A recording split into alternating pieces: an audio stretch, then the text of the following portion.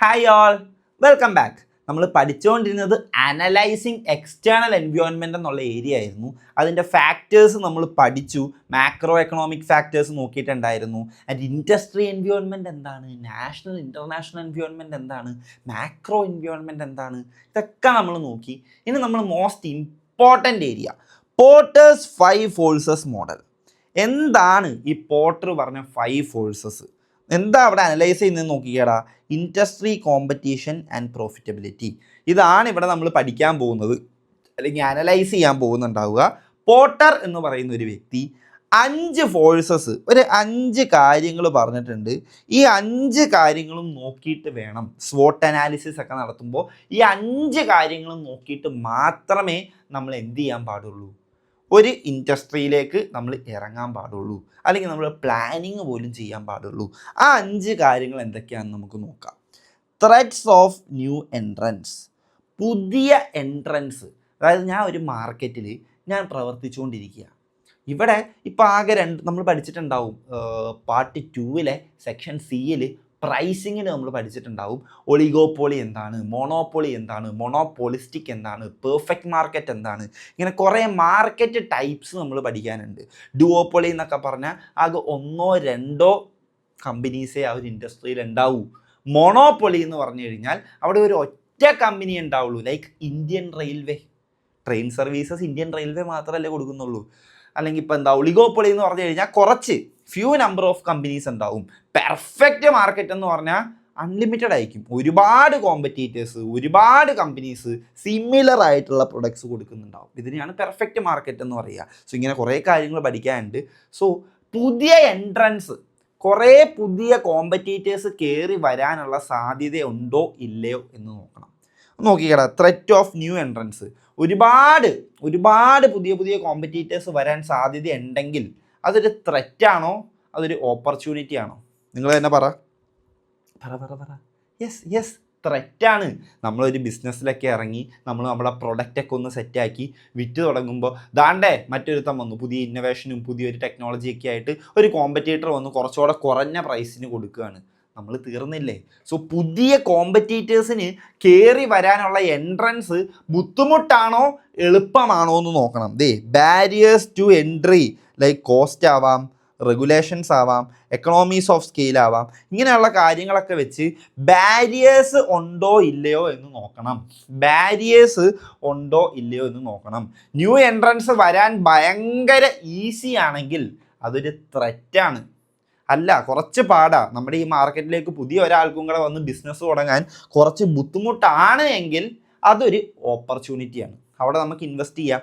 കോമ്പറ്റീറ്റേഴ്സൊക്കെ വേഗം ഇടിച്ചു തള്ളി വരാനുള്ള സാധ്യത കുറവാണ്. ഓക്കെ ആണല്ലോ. അടുത്തതായിട്ട് നോക്കണം എന്ന് പറഞ്ഞത് റൈവൽറി എമംഗ് എക്സിസ്റ്റിംഗ് കോമ്പറ്റീറ്റേഴ്സ്. ഇപ്പോൾ എക്സിസ്റ്റിംഗ് ആയിട്ട് 2-3 കമ്പനീസ് ഉണ്ടാവുമല്ലോ, അവർ തമ്മിൽ ഭയങ്കര റൈവൽറി ആണോ എന്ന് നോക്കണം. എന്ന് വെച്ചാൽ അവർ തമ്മിൽ കണ്ട പ്രശ്നമാണ്, ഭയങ്കര ശത്രുതയാണ്, ആ ഒരു ലെവലിലാണ് കാര്യങ്ങൾ പോകുന്നതെങ്കിൽ ബുദ്ധിമുട്ടാണ്. മനസ്സിലായോ? ഇപ്പോൾ ഉള്ള മാർക്കറ്റിലെ കോമ്പറ്റീറ്റേഴ്സ് തമ്മിൽ ഭയങ്കര ഇൻറ്റൻസ് റൈവൽറി ആണ് ഉള്ളതെങ്കിൽ കുറച്ച് ബുദ്ധിമുട്ടാണ്. സോ അവിടെ അത് ത്രെറ്റായിട്ട് കാണണം. അല്ല, അത്ര റൈവൽറി ഒന്നുമില്ല, ഫ്രണ്ട്ലി ആണ്, അങ്ങോട്ടും ഇങ്ങോട്ടും സപ്പോർട്ട് ചെയ്ത് കോർഡിനേറ്റ് ഒക്കെ ചെയ്ത് അവർ രണ്ടുപേരും ലാഭം ഉണ്ടാക്കി പോകുന്നു, അങ്ങനെയാണെങ്കിൽ അതൊരു ഓപ്പർച്യൂണിറ്റിയാണ്. നോക്കിക്കാടാ, ഇൻറ്റൻസ് റൈവൽറി ആണെങ്കിൽ എന്ത് പറ്റും? ലോവർ പ്രൈസസ് ആൻഡ് പ്രോഫിറ്റ്സ് ഒക്കെ വരാനുള്ള സാധ്യതയുണ്ട്. അതായത് ഒരാൾ പ്രൈസ് ചിലപ്പോൾ കുറച്ച് കഴിഞ്ഞാൽ നമ്മുടെ പ്രോഫിറ്റിനെ അത് ഭയങ്കരമായിട്ട് ബാധിക്കും. ഒരാൾ പ്രൈസ് കുറയ്ക്കുന്നു, എല്ലാ കസ്റ്റമേഴ്സും അങ്ങോട്ട് പോകുന്നു, നമ്മുടെ പ്രോഫിറ്റിനെ ബാധിക്കുന്നു. സോ ഇപ്പോൾ എക്സിസ്റ്റിംഗ് ആയിട്ടുള്ള കമ്പനീസ് തമ്മിലുള്ള റൈവൽറിയും നോക്കേണ്ട ഒരു ഫാക്ടറാണ്. അവിടെ തന്നെ വരുന്നതാണ് എന്തെന്നുള്ളത് എക്സിറ്റ് ബാരിയേഴ്സ് എന്നുള്ളതും. High barriers keep firm stuck in declining industries. നമുക്കിപ്പോൾ ഒരു മാർക്കറ്റിൽ നമ്മൾ വർക്ക് ചെയ്തുകൊണ്ടിരിക്കുക, അവിടെ പ്രോഫിറ്റ് അല്ല, അല്ലെങ്കിൽ ഇത് കുറേ നാൾ നിൽക്കില്ല എന്ന് തോന്നിയാൽ നമുക്ക് ഈസി ആയിട്ട് അവിടെ നിന്ന് ഇറങ്ങി പോകാൻ പറ്റണം. അല്ല, ബോണ്ടുണ്ട്, കുറേ കണ്ടീഷൻ ഉണ്ട്, ഇത്രയും നാൾ ഭയങ്കര ഹെവി ഇൻവെസ്റ്റ്മെൻ്റ് ഒക്കെ ഞാൻ അവിടെ നടത്തിയിട്ടുണ്ട്, അങ്ങനെയാണെങ്കിൽ പെട്ടെന്ന് എനിക്ക് ഇറങ്ങി പോരാൻ പറ്റുമോ? ഇല്ല, എക്സിറ്റ് ബാരിയേഴ്സ് ഉണ്ട്. അങ്ങനെയാണെങ്കിൽ ചിലപ്പോൾ ഡിക്ലൈനിങ് ആയിട്ടുള്ള ഇൻഡസ്ട്രിയിൽ, അല്ലെങ്കിൽ നശിച്ചുകൊണ്ടിരിക്കുന്ന ഡിക്ലൈനിങ് ഫേസസിലുള്ള ഇൻഡസ്ട്രിയിൽ നമ്മൾ ചിലപ്പോൾ സ്റ്റക്കായി നിന്ന് പോകാനുള്ള സാധ്യതയുണ്ട്. നമ്മൾ സ്റ്റക്കായി അവിടെ പെട്ടു പോകാനുള്ള ഒരു സാധ്യത കൂടിയുണ്ട്, അല്ലേ? ഉണ്ട്. സോ അതൊക്കെയാണ് എക്സിസ്റ്റിംഗ് കോമ്പറ്റീറ്റേഴ്സിൻ്റെ ഇടയിൽ നമ്മൾ ശ്രദ്ധിക്കേണ്ട കാര്യം. അവിടെ തന്നെ വരുന്നതാണ് എക്സിറ്റ് ബാരിയേഴ്സ് എന്നുള്ളൊരു പോയിന്റും കൂടി. ഇനി നോക്കിക്കേടാ, ബാർഗെയിനിങ് പവർ ഓഫ് ബയേഴ്സ്. നമ്മുടെ കസ്റ്റമേഴ്സ് വരികയാണ്, അവർക്ക് എന്തോരം ബാർഗെയിനിങ് പവർ ഉണ്ടെന്ന് നോക്കുക. ഇവിടെ ഒരുപാട് കോമ്പറ്റീറ്റേഴ്സ് ഉണ്ട്, ഒരുപാട് കമ്പനി ഉണ്ടെങ്കിൽ നമ്മുടെ അടുത്ത് കസ്റ്റമർ വന്ന് പറയും, ചേട്ടാ 100 രൂപയ്ക്ക് സാധനം തന്നു എന്നാൽ ഞങ്ങൾ മേടിച്ചോളാം, പറ്റില്ലെങ്കിൽ വേണ്ട, ഞങ്ങൾ അപ്പുറം എവിടെ നിന്നെങ്കിലും മേടിച്ചോളാം. ഇവിടെ ഇത്രയും സപ്ലയേഴ്സ് ഉണ്ടല്ലോ, ഇവിടെ ഇത്രയും ആൾക്കാർ എന്നെപ്പോലെ തന്നെ അല്ലെങ്കിൽ നിങ്ങളെപ്പോലെ തന്നെ ഇവിടെ ഇത്രയും കടക്കാർ സാധനം വിൽക്കാൻ വേണ്ടി ഇരിക്കുന്നുണ്ട്. സോ നിങ്ങൾ പറയുന്ന പ്രൈസിന് വാങ്ങാൻ ഞങ്ങളെ കിട്ടില്ല. ഞങ്ങൾക്കാണ് ബാർഗെയിനിങ് പവർ. ബയേഴ്സ് കസ്റ്റമേഴ്സിനാണ് ബാർഗെയിനിങ് പവർ എങ്കിൽ അതെന്താ? അതൊരു ത്രെറ്റാണ്. കാരണം നമ്മൾ ഉദ്ദേശിക്കുന്ന പ്രൈസിൽ ചിലപ്പോൾ നമുക്ക് സാധനം വിൽക്കാൻ പറ്റില്ല. ബയേഴ്സിൻ്റെ കയ്യിലാണ് ബോൾ, അവരുടെ കോർട്ടിലാണ് ബോൾ ഇരിക്കുന്നത്, അവരുടെ കയ്യിലാണ് ബാർഗെയിനിങ് പവർ. സോ അവർ പറയുന്ന പ്രൈസിന് ചിലപ്പോൾ നമ്മൾ റെഡ്യൂസ്ഡ് പ്രൈസിൽ നമ്മൾ സാധനങ്ങൾ കൊടുക്കേണ്ട ഒരു സാഹചര്യം ഉണ്ടാവും. നോക്കിക്കേ, large buyers can demand lower prices or higher quality. പെട്ടെന്ന് വന്ന് ഭയങ്കര ക്വാളിറ്റി വേണമെങ്കിൽ അവർക്ക് ഡിമാൻഡ് ചെയ്യാം. കാര്യം അവർ പറയുകയാണ്, ഈ കോമ്പറ്റീറ്റേഴ്സൊക്കെ ഇത്രയും ഹൈ ക്വാളിറ്റി പ്രൊഡക്ട്സാണ് ഞങ്ങൾക്ക് തന്നുകൊണ്ടിരിക്കുന്നത്, നിങ്ങളും ഇതേ ക്വാളിറ്റിയിൽ ഞങ്ങൾക്ക് തരണം, അല്ലെങ്കിൽ കുറഞ്ഞ പ്രൈസിൽ ഞങ്ങൾക്ക് തരണം എന്ന് പറഞ്ഞ് ബാർഗെയിൻ ചെയ്യാനുള്ള പവർ ബയേഴ്സിൻ്റെ കയ്യിലാണോ അല്ലയോ എന്ന് നമ്മൾ നോക്കണം. ഇനി ബാർഗെയിനിങ് പവർ ഓഫ് സപ്ലയേഴ്സ്. നമ്മൾ സപ്ലയേഴ്സ് അല്ല, നമുക്ക് സാധനം തരണ്ടേ. നമ്മൾ ഏതെങ്കിലും സപ്ലയറിൻ്റെ കയ്യിൽ നിന്ന് സാധനം മേടിച്ചിട്ടായിരിക്കും നമ്മൾ കസ്റ്റമേഴ്സിന് വിൽക്കുന്നത്. ആ സപ്ലയേഴ്സിൻ്റെ ബാർഗെയിനിങ് പവർ നോക്കണം. നമ്മൾ അവിടെ പോയി സാധനം മേടിക്കുമ്പോൾ അവർ പറയുക 100 രൂപ തന്നാലേ ഞങ്ങൾ സാധനം തരൂ, അല്ലെങ്കിൽ വേണ്ട മോനെ 100 രൂപയ്ക്ക് മേടിക്കാൻ വേറെ ഇഷ്ടം പോലെ കമ്പനീസ് ഇവിടെ ഉണ്ട്, വേറെ എ ഉണ്ട്, ബി ഉണ്ട്, സി ഉണ്ട്, ഡി ഉണ്ട്, അവരൊക്കെ 100 രൂപ തന്ന് ഞങ്ങളുടെ കയ്യിൽ നിന്ന് സാധനം മേടിക്കാൻ തയ്യാറാ. സോ മോന് വേണമെങ്കിലും 100 രൂപ അല്ലെങ്കിൽ 120 രൂപ താ, എന്നാൽ ഞങ്ങൾ മോന് തരാമെന്ന് പറഞ്ഞ് എന്നെ പറഞ്ഞു വിടും. സോ സപ്ലയേഴ്സ് നമുക്ക് സാധനം തരുമ്പോൾ അവരുടെ കയ്യിലാണോ ബാർഗെയിനിങ് പവർ, നമ്മുടെ കയ്യിലാണോ ബാർഗെയിനിങ് പവർ എന്ന് നോക്കണം.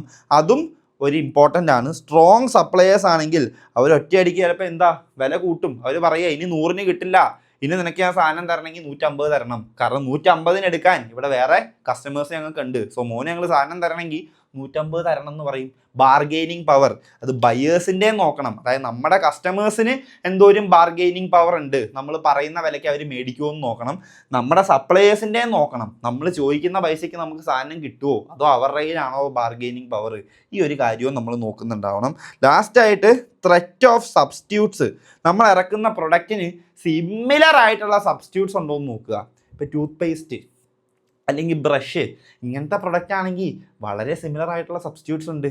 ചായ അല്ലെങ്കിൽ കോഫി, ചായ ചിലപ്പോൾ നമുക്ക് കിട്ടിയില്ലെങ്കിൽ പകരം ഒരു കോഫി കൊടുക്കാമെന്ന് നമ്മൾ വിചാരിക്കും.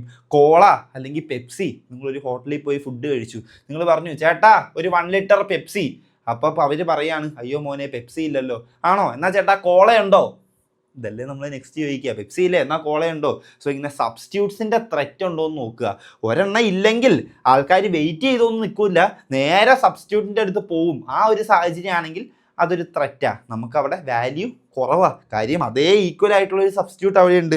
നോക്കിക്കേ, ത്രെറ്റ് ഓഫ് സബ്സ്റ്റിറ്റ്യൂട്ട്സ് എന്ന് പറഞ്ഞാൽ close substitutes limiting pricing power. അതുകൊണ്ട് ഇപ്പോൾ കോള ഇറക്കുമ്പോൾ അവർക്ക് ഒറ്റയടിക്ക് പോയി 50 രൂപ ചാർജ് ചെയ്യാൻ പറ്റില്ല, 40 ചാർജ് ചെയ്യാൻ പറ്റൂ. കാരണം പെപ്സി 40-ന് കൊടുക്കുന്നുണ്ട്, മനസ്സിലായോ? പെപ്സി 40 രൂപയ്ക്ക് അല്ലെ 7up 40 രൂപയ്ക്ക് കൊടുക്കുന്നുണ്ട്. സോ സ്പ്രൈറ്റ് ഇറക്കുമ്പോൾ ഇവർക്കും 40-ന് ഇറക്കാൻ പറ്റൂ. 50-ന് ഇറക്കിയാൽ ആൾക്കാർക്ക് അത് വേണ്ട. കാരണം അപ്പുറത്ത് കോമ്പറ്റീറ്റർ സബ്സ്റ്റിറ്റ്യൂട്ട്സ് അതിനേക്കാളും കുറഞ്ഞ വിലയ്ക്ക് കൊടുക്കുന്നുണ്ട്. സോ അതും ഒരു ത്രെറ്റാണ്. ഇതാണ് പോർട്ടർ പറഞ്ഞു വെച്ചിട്ടുള്ള 5 ത്രെറ്റ്സ്, അഥവാ 5 ഫോഴ്സസ് ഓഫ് പോർട്ടർ. ഏതൊക്കെയാണെന്ന് നോക്കിക്കാടാ. Threat of new entrants. പുതിയ എൻട്രൻസ് ഇടിച്ചു കയറി വരാനുള്ള സാധ്യത കൂടുതലാണോ കുറവാണോ? കൂടുതലാണെങ്കിൽ പ്രശ്നമാണ്, കുറവാണെങ്കിൽ ഓപ്പർച്യൂണിറ്റിയാണ്.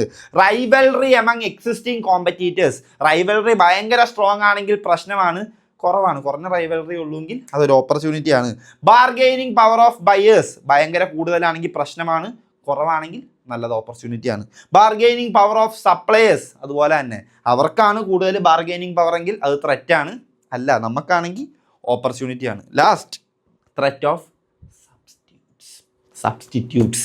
അവർ നമ്മൾക്ക് എന്തോരം ത്രെറ്റ് തരുന്നു എന്നുള്ള കാര്യം. സോ ലാസ്റ്റ് പറഞ്ഞേക്ക് നോക്കിക്കേ, ഈ ഫോഴ്സസ് ഒക്കെ സ്ട്രോങ് ആണെങ്കിൽ ത്രെറ്റാണ്, ഈ ഫോഴ്സസ് ഒക്കെ വീക്ക് ആണെങ്കിൽ ഓപ്പർച്യൂണിറ്റിയാണ്. സോ ഇതാണ് 5 ഫോഴ്സസ് മോഡൽ എന്ന് പറഞ്ഞ്, പോർട്ടേഴ്സ് 5 ഫോഴ്സസ് മോഡൽ എന്ന് പറഞ്ഞ് നമുക്ക് പഠിക്കാനുള്ളത്. ഈ 5 കാര്യങ്ങളും കൂടെ നോക്കിയിട്ട് മാത്രമേ നമ്മളൊരു മാർക്കറ്റിലേക്ക് അല്ലെങ്കിൽ നമ്മളൊരു ഇൻഡസ്ട്രിയിലേക്ക് ഇറങ്ങിത്തിരിക്കാൻ പാടുള്ളൂ. ഓക്കെ അല്ലേ? ഇതോടുകൂടി എക്സ്റ്റേണൽ എൻവയോൺമെൻറ്റ് കഴിഞ്ഞു. ഡൺ. ഇനി നമ്മൾ നോക്കാൻ പോകുന്നത് എന്താ?